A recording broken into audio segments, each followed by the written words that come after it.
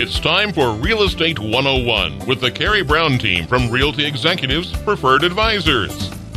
Good Sunday morning to you. This is Karey Brown, broker-owner of Realty Executives Preferred Advisors, and you're listening to Real Estate 101. Today, I am here with Guy Cumpton, and he owns Ozark Integrated Pest Service here in Topeka. Good morning, Guy. Good morning. So we're going to be talking about all kinds of cool stuff today. We're going to start out with it's going to be moving into the cooler season of the year, and sometimes you end up with unwelcome guests such as mice. So tell us, what do you do whenever you have a mice problem? What are your suggestions? Well, for the homeowner, there's a lot of things that they can do to help prevent, or not necessarily 100% prevent, but reduce the chances of rodent issues. One of the things we tell people is they can go around the exterior of their home and seal up any cracks, crevices, or entry points coming through the foundation or the siding.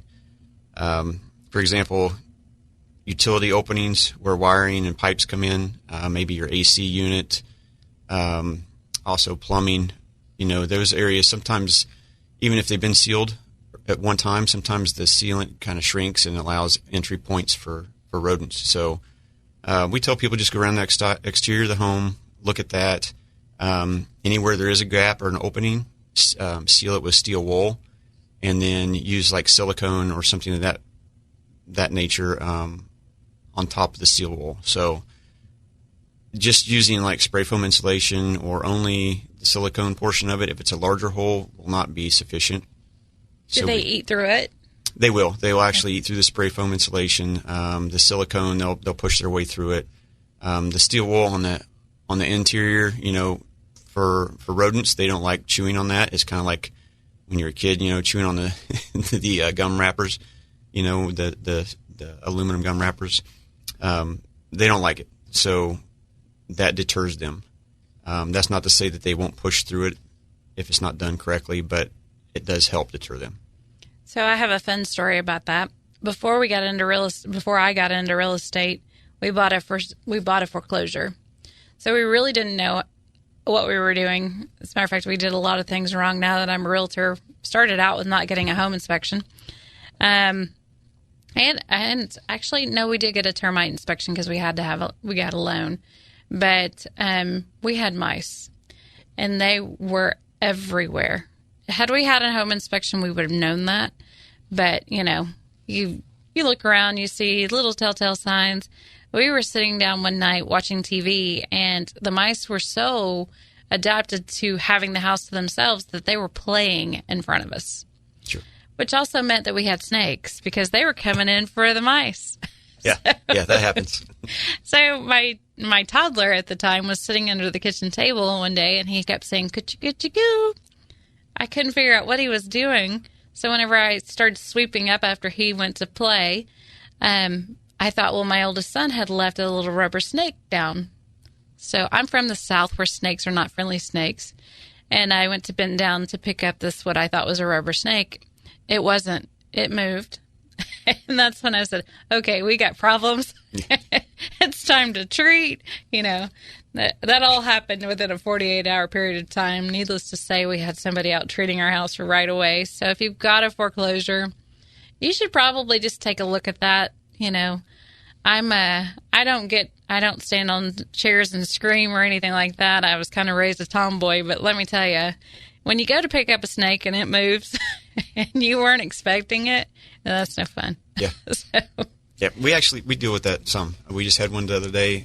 Mice currently are they're starting to be more active and trying to get into some hiding, into the houses and such.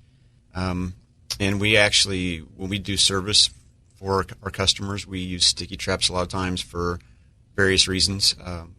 But just a couple days ago, one of my technicians pulled a 14-inch copperhead out of a person's basement, which people around here know that's a very poisonous snake. But they do, if you have a mouse problem, they do draw in other predators as well. So it's something to look out for. Yeah, the snakes are looking for lunch. Yeah, mine was a ringneck. I would probably have moved if it was a copperhead. Be like, sorry, honey, I'm not living here. Okay, so bed bugs. You guys treat for that too. How do you...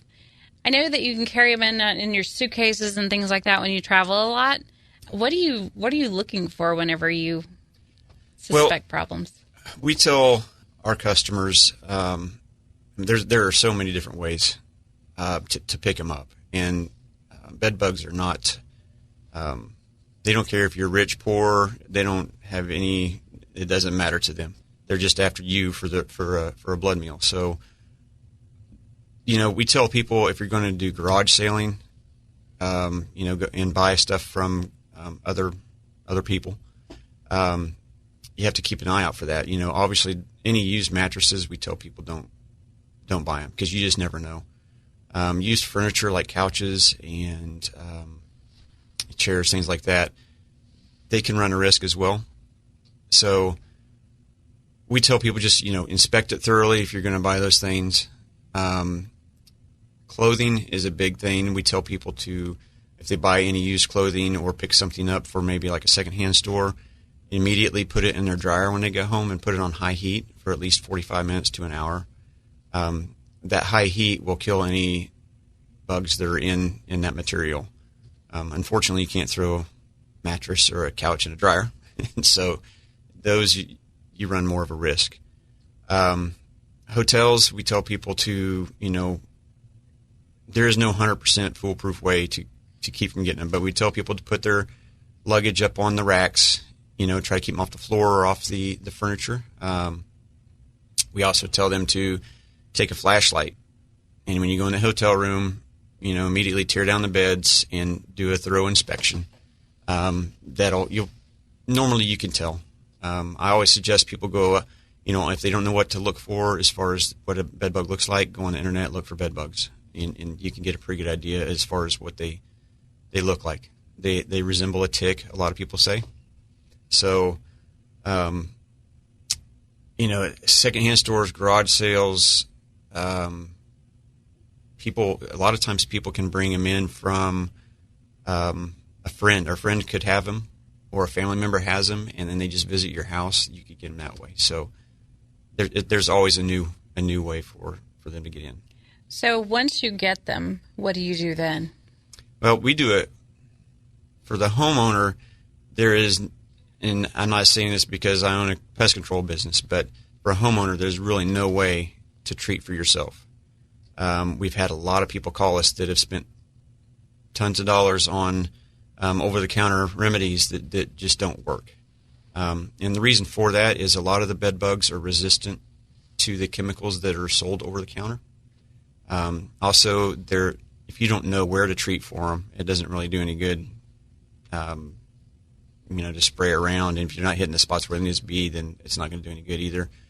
So we do free inspections. If you think you have them, we don't charge to come out and look at them and give you an estimate. But our style of treatment is a chemical treatment. We use what we call a non-repellent chemical. There are other companies out there that do heat treatments. I'm not saying that those are bad. Our approach to a bed bug problem is not a one and done where we come in and we treat and we're going to tell you it's going to be all good, because you brought them in somehow, and the chances of you bring them in again in 3 months to 6 months is high. I mean, there's a probability for anybody in that aspect. So we approach it more of a preventive program than we do just a one-time treatment. So bed bugs don't fly. They have to be carried in on some sort of article of clothing or something like that, correct? Correct. Okay. Correct. So I would suggest going out and looking. Do they leave bites on your skin, or how would you know other than just to accidentally see them? Some people, everybody reacts differently to a bed bug bite. Some people have severe reactions to it, allergic reactions swells up like a mosquito bite or something. Some people that get bit show no signs whatsoever. So they may not know.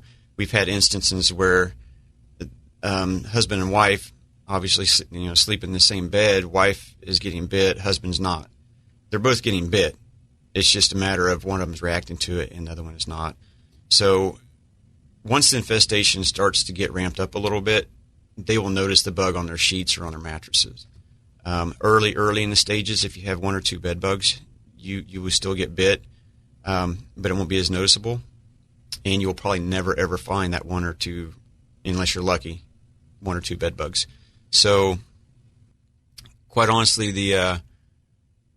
we tell people there's also, they leave stains on the bedding, so where their droppings are at, in the seams and in the tufts of, say, like your skirting, they will leave little black specks, looks like little black specks, and that's their droppings. So that's good to know, especially, during the wintertime, a lot of people travel or you're getting things from different places. Makes it easier to obtain little friends you don't want. Absolutely. So let's talk about termite treatment and your coverage areas and your coverage areas for all things. Mm-hmm. You guys service, Topeka and Lawrence? We service Topeka, Lawrence, outlying areas. We have jobs. We have some business as far as Osage. We do a little bit in Holton. There's some outlying areas, but that's our general circle. Yeah. So being in real estate, we always need these guys whenever it comes to, a transaction. If you're doing a loan of any sort, you have to have a termite inspection to make sure that you don't have active infestation. Let's talk about why it's important to check every year just to make sure. Yeah, termites can do, nationwide, they do billions of dollars in damage each year to homes, and they don't work real fast. So if you get termites, say in the month of May, your house is not going to be eaten up by June. But that's why you need to have it inspected once a year, just to be safe, because they can do a considerable amount of damage in a year's time. So having a pest control company come in and look, just usually in the fall, or not the fall, I'm sorry, the spring, around May, June is probably the best time to have it looked at. But really, any time, if you ever think that you see, any type of signs of termites, a lot of people don't think that ants fly, and actually ants do have wings and they do swarm. So if you see anything that looks like a flying ant, it's probably best, if you don't know exactly what it is, to call somebody to have it identified. So why don't you give us some suggestions on preventative maintenance that everybody should be doing this time of the year? Okay, I already mentioned, sealing gaps with steel wool and expandable foam. A couple other spots to look at is like a chimney cap.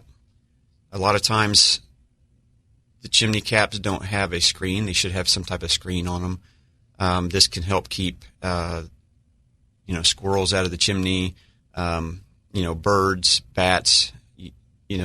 During the summer, most people are not using their chimney. So at that time, if there's not a screen on it, different animals can get set up in that chimney. So it's best to have, obviously have a chimney sweep come look at your chimney every year, but also make sure that there's a screen of some sort on that chimney to keep them, keep animals out. The next thing would probably be, check your weather stripping on your windows and doors. Make sure it's tight around your, loose mortar around the foundation. Make sure that holes on foundations are sealed up correctly. The firewood this time of year, again, is a big deal. People like to bring firewood, stacks and stacks of firewood into their house. You're probably bringing in more than just the firewood. So what we tell people is try to keep it, a good distance from the house for multiple reasons. Obviously, you can bring, if you stack a wood pile next to the house, it provides a place for mice and rats to hang out. It also can attract termites if you decide not to move that in the spring. If you have a wood pile right up against your foundation, it can attract termites to your home. So we tell people keep those as far away from the house as possible. 20 feet normally would probably be sufficient. The door sweeps, like on garage doors, at the bottom of garage doors, the rubber seal on there, make sure that's sealed up. In any entry doors, as far as any gaps. If you can see daylight coming in, then anything can pretty well get into that hole. So finally, one thing that people don't pay attention to much is dog food, grass seed, bird seed. Those things are very attractive, or mice and rodents are very attracted to those food items. So we tell people to just put them in sealed containers. Don't leave them out by any means. If you're feeding a dog, we suggest that you pick up the dog food container after the dog is done, because, obviously it's going to attract something in, or can. Bird feeders that are up close to the house, a lot of times, the bird seed gets on the ground. This time of year, we see a lot of mouse issues because of the bird seeds attracting them to the house, and then the mice get into the house. So all those things, just keep an eye out for them. Move the bird feeders away from the house a little bit. Any of that can help. A couple other points too is,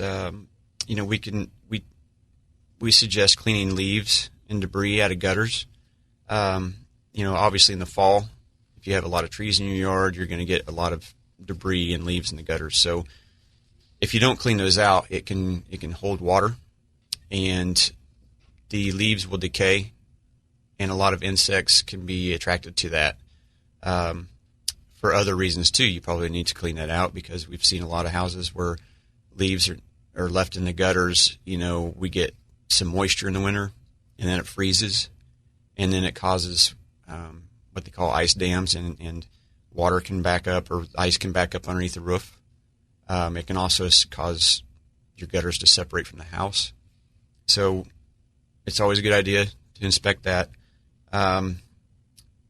Also sheds, at my house in particular, I have a shed that sits up off the ground about 12 inches. I didn't pour a concrete pad. I chose to do a wood floor.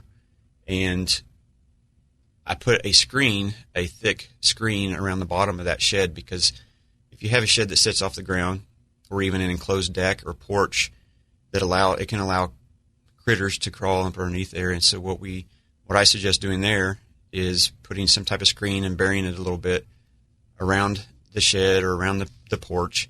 That way, if a skunk or something wants to try to dig a hole and live under your porch for the winter, this will help deter them. So that's about all the tips I have. Obviously, if you don't have, these are not 100% foolproof ways to keep your home completely insect or pest free.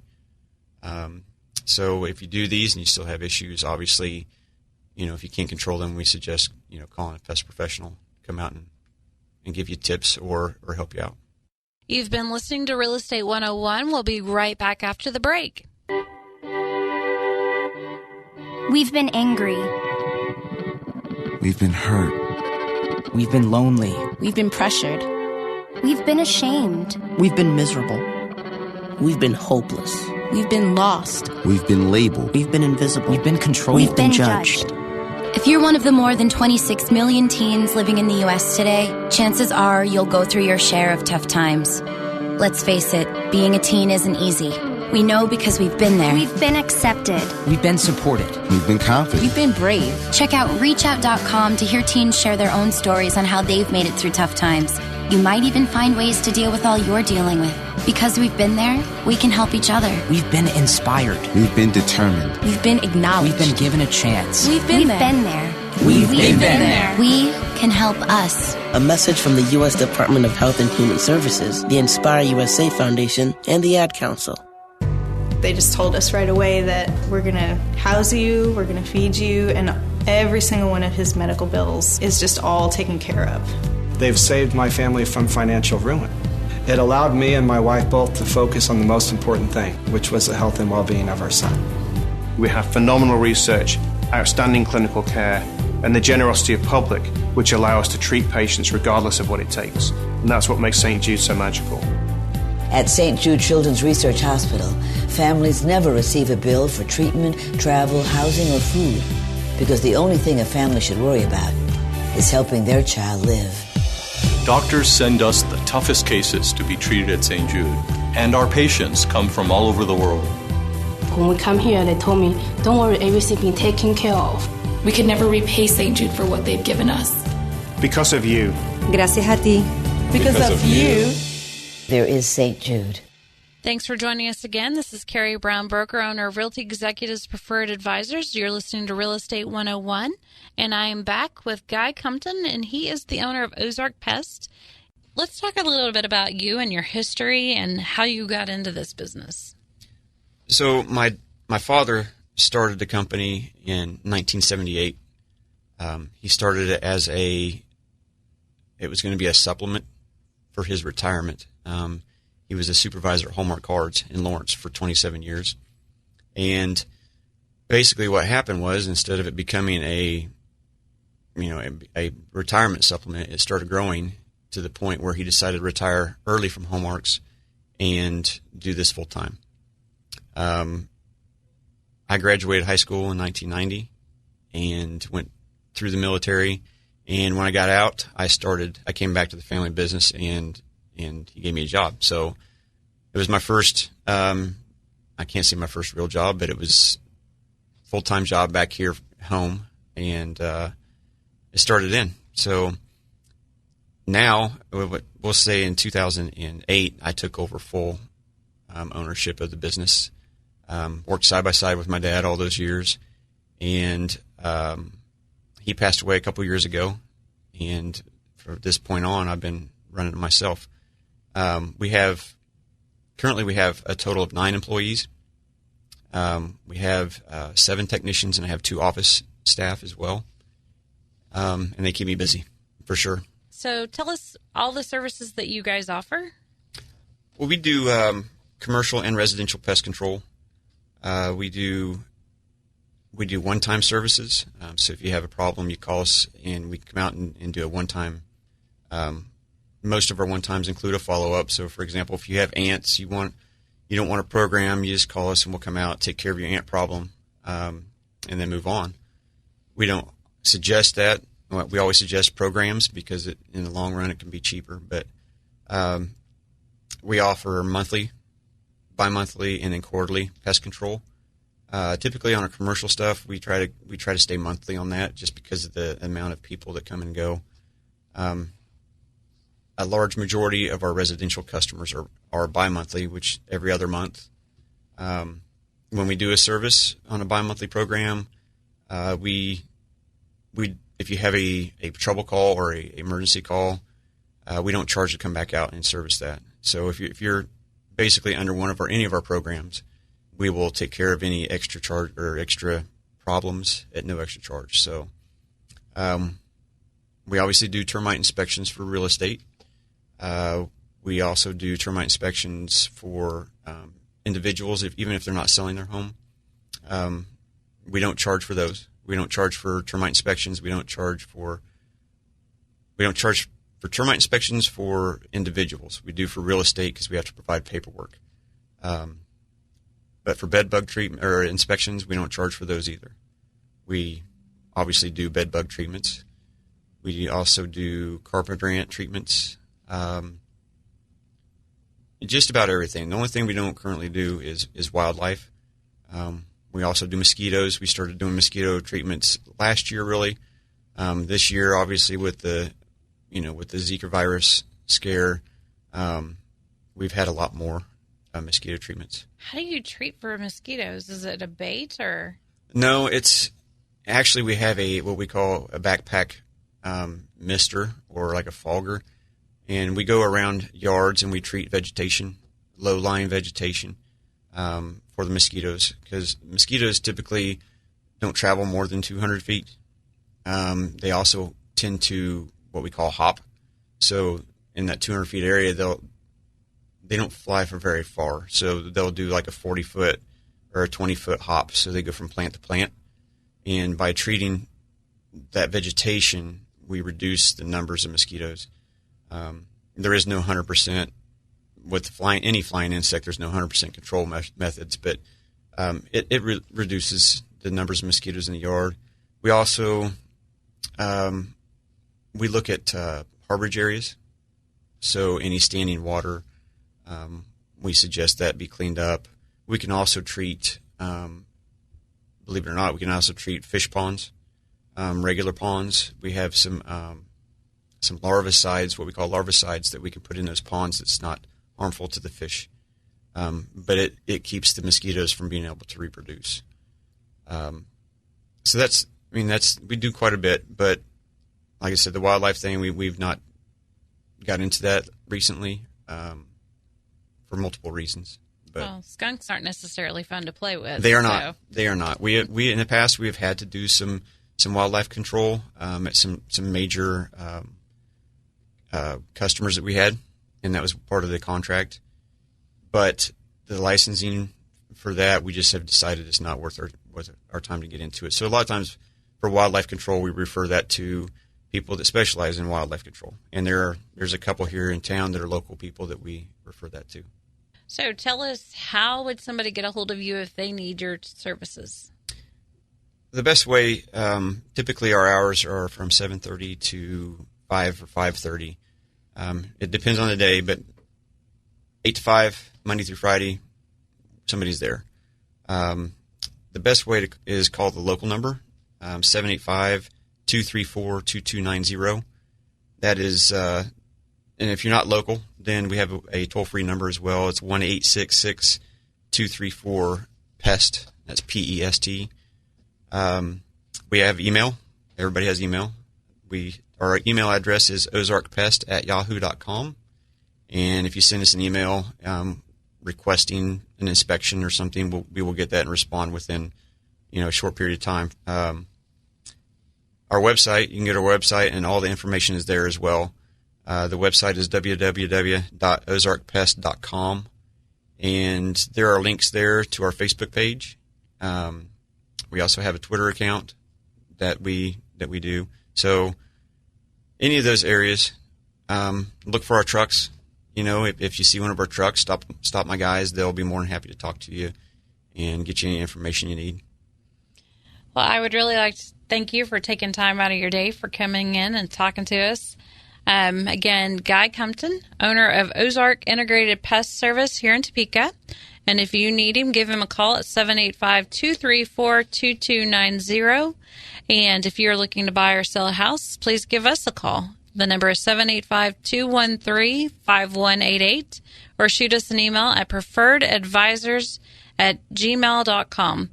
You can also check out our website at TopekaRealtyExecutives.com. Thank you for listening to Real Estate 101 with the Karey Brown team from Realty Executives Preferred Advisors. Tune in again next Sunday at 11 o'clock for Real Estate 101.